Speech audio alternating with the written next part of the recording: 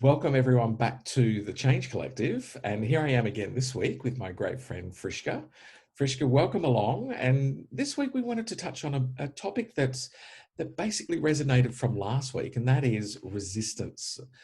Resistance that people will feel towards change, and from organizations and leaders being able to manage that change. Now, I know you're a great expert and have a wonderful experience in this space. So I'm just wondering if you're able to share with some of your experiences and some of the great tips about managing resistance. Yeah, sure. Hi, everybody. Welcome again to the Change Collective. So, last time I talked about the 4 Ps that drive loss, right? People feel loss, and that's what causes resistance. So, how can you overcome this? I think my biggest tips for this is always number one, seek first to understand. A lot of people don't put themselves in the other person's shoes. And if you don't do that, you can't really get into their head and find out what's really causing the resistance.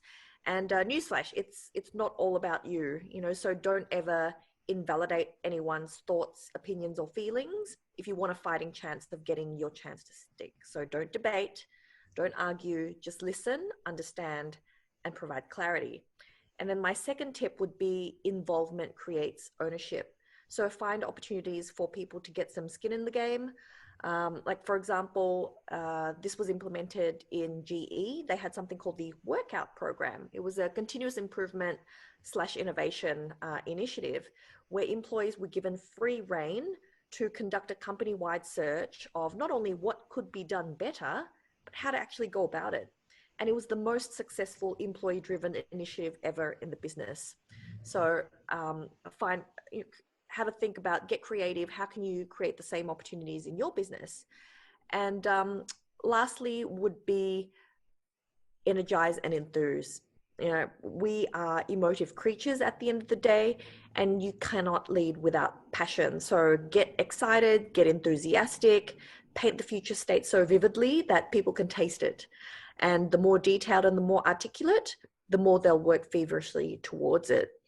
And personalizing, connecting with people, especially during times like this, like COVID, it's more important than ever. It will create the desire to change.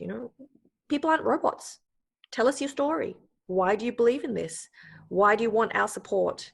And what will you personally do to make sure this is a success? How will this affect them, right? They want to know. So start communicating. So those are my top tips. What about you, Matt? Fantastic tips. There's so much that I get out of that. I love the analogy. God gave us 2 ears and 1 mouth, and that was for a reason, so that we can listen more rather than speak more. So I pick up on that tip that you talk about. I think in terms of managing resistance, you've hit all of the key salient points on the head.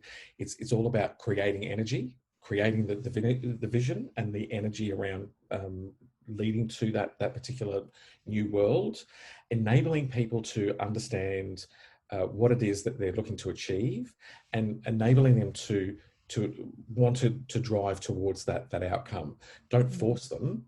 Don't, as you said, don't debate the resistance or the friction that they're feeling. It's a matter of letting them feel that friction and working through that with them. So sometimes you just need to allow that to permeate and to ferment, to understand what the real issues are.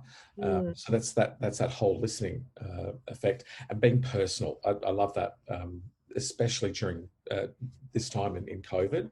Yeah. We're all isolated, some more than others, but there needs to be much more of a stronger connection. So I absolutely love those.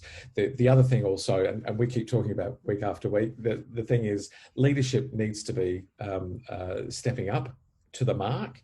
And we see that in a lot of cases that are happening during this time. But the greater the leadership to be able to support and enable their staff to achieve their transformational or change goals, the better. So yeah, no, that's fantastic. Thank you, Frischka. As always, Well, very enlightening. So stay tuned, everyone. We'll come back again later this week for more of the Change Collective. See you then. see you then.